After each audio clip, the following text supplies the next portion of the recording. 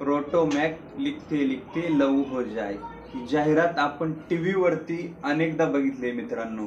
खरी गोष्ट आहे खोटी गोष्ट आहे?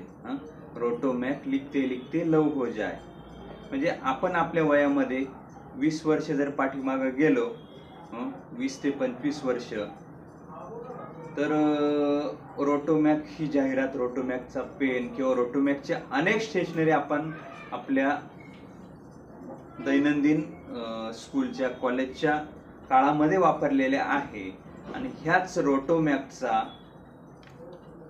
3700 करोडचा स्कॅम कसा झाला, हीच कहाणी आज आपल्या चॅनेलवरती आपण जाणून घेणार आहोत मित्रांनो. चॅनेलवरती नवीन असाल तर नक्की चॅनेलला सबस्क्राईब करा, व्हिडिओ लाईक करा, शेअर करा.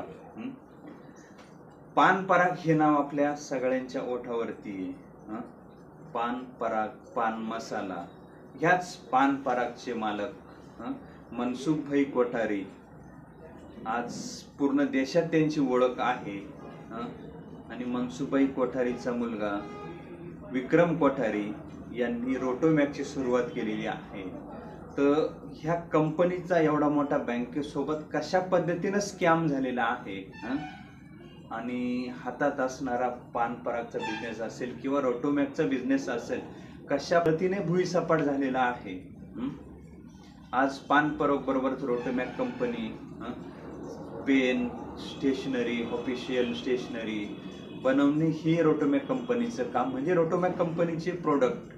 पण एवढी मोठी कंपनी सुद्धा दिवाळखोरीत निघू शकते. आणि कशा पद्धतीने ही दिवाळखोरीत आली, स्कॅम काय झाला, आणि एवढी मोठी अमाऊंट 3700 करोड म्हणजे साधी सोपी गोष्ट नाही. आणि एवढा मोठा स्कॅम करून विक्रम कोठारी म्हणजेच मनसुखभाई कोठारी यांच्या मुलाला 2 वर्ष जेलवारी करावी लागली. आणि याच्यातच विचार करता करताच तब्येतीच्या कारणास्तव त्यांना जामीन कसा मिळाला आणि कशा पद्धतीने त्यांचं आयुष्य संपुष्टात आलं. तुम्ही सलमानची ऍड बघितली असेल, रवीना टंडनची ऍड बघितली असेल. म्हणजे ह्या रोटोमॅकचे ब्रँड अँबॅसेडर, जाहिरात करणारे एवढे मोठे स्टार, आणि टफगाईस कंपनी जाणे. तर महत्वाचं आपण थोडी पान पराग समजून घेऊया. पान मसाला, पान पराग, गुटखा याच्यामध्ये काम करणारी ही कंपनी. गुजरातचे मनसुखभाई कोठारी, त्यावेळचं वय त्यांचं 16 वर्ष वयातच त्यांनी उद्योग व्यवसायासाठी पैसा कमावण्यासाठी घरातून पाऊल बाहेर टाकलं. ते थेट पोहोचले कानपूरला. आणि कानपूरला गेले तर यांच्या पान परागच्या अगोदर पान मसाला विकला जायचा. मग तिथं त्यांना काम मिळालं तर दारोदारी सायकलवरती गल्लीत रस्त्याने पान मसाला विकायचं.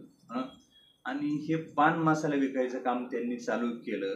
आणि हे पान मसाला विकता विकता पार्लेजी त्यावेळेस चांगल्या पद्धतीने फोकसले. आजही पार्लेजी आहेत, म्हणजे एवढा पार्लेजी आता छोटा होता होता 5 रुपयाचाच एवढा झालेला आहे. तर पार्लेजी विकण्यामध्ये त्यांची खूप मोठी मेहनत. पान मसाला, पार्लेजी हे प्रोडक्ट विकता विकता त्यांचं नशीब बदललं. अशा पद्धतीने मेहनत केली की शेवटी मारवाडी गुजराती धंद्यामध्ये एक्सपर्टच. मनसुखभाईंनी चांगल्या पद्धतीने जम बसवला, चांगला पैसा येऊ लागला. मग डीलर, डिस्ट्रीब्युटर, होलसेलर या सगळ्या स्टेप त्यांनी पार केल्या. करोडोमध्ये त्यांचा हा व्यवसाय बहरू लागला त्या काळामध्ये, साधारणतः 90च्या अगोदर. आणि 1992 मध्ये त्यांनी, म्हणजे त्याही अगोदर म्हणा, पान परागची सुरुवात केली. आणि आज देशाच्या कानाकोपऱ्यामध्ये हे पान पराग पोहोचवलं. बघता बघता बरेच दिवस गेले, करोडोचा बिझनेस झाला.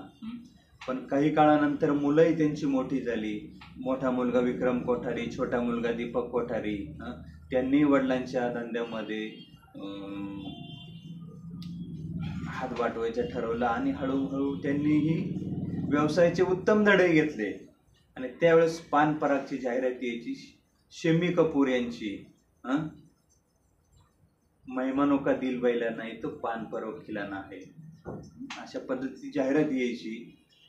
1992 साली मग मुलांनी ठरवलं की नवीन काहीतरी कंपनीची स्थापना करायची. आणि 1992ला रोटोमॅक कंपनीची स्थापना केली. आणि अशा पद्धतीने कंपनी स्टार्ट केली की रोटोमॅकचे प्रोडक्ट सुद्धा देशाच्या कानाकोपऱ्यामध्ये जाऊ लागले, विक्री होऊ लागले. आज रोटोमॅक असेल किंवा अदर कुठली कंपनी जर असेल तर फक्त आणि फक्त त्यावेळेस नवनीत त्यांना टक्कर दिली अशा पद्धतीची. पण रोटोमॅक ही चांगल्या पद्धतीने जम बसवलेली कंपनी. मग त्यांना फक्त टक्कर कॅमलिन आणि नवनीत या दोनच कंपनी टक्कर देणारी कंपनी म्हटली तर रोटोमॅक. काही काळ कंपनी स्टेबल झाली, 2 दशक मार्केटमध्ये आपलं नाव गाजवली रोटोमॅक कंपनी. असंख्य करोडचा बिझनेस त्यांनी केला. पण काही काळानंतर मनसुखभाई कोठारी नंतर कारभार मुलाच्या हातात आला. विक्रम कोठारी आणि दीपक कोठारी.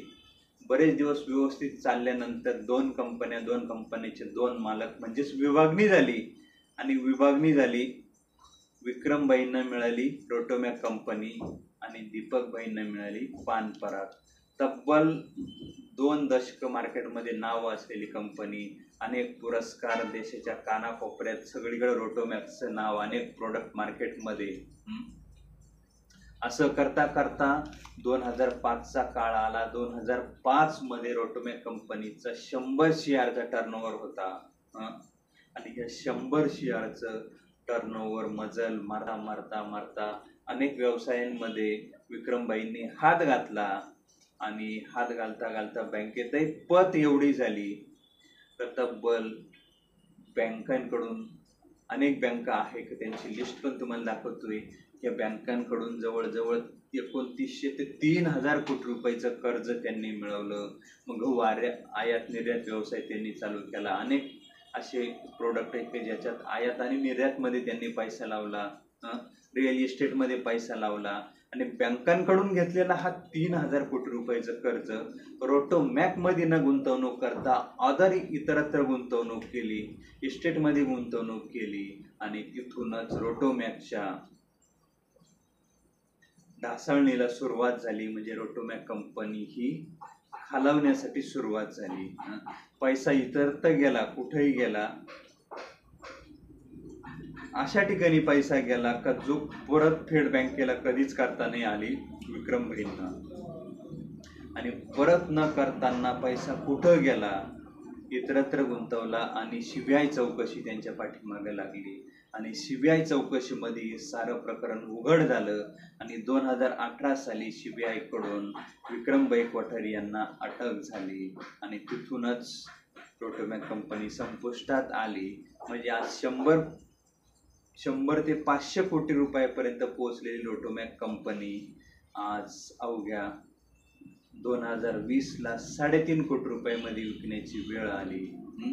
सीबीआयकडून अटक झाली, पैसा तर गेलाच गेला, लोकांच्या नोकऱ्याही गेल्या. सीबीआय चौकशी याच्यामध्ये 2 वर्ष जेलमध्ये काढावे लागले विक्रमभाई कोठारी यांना.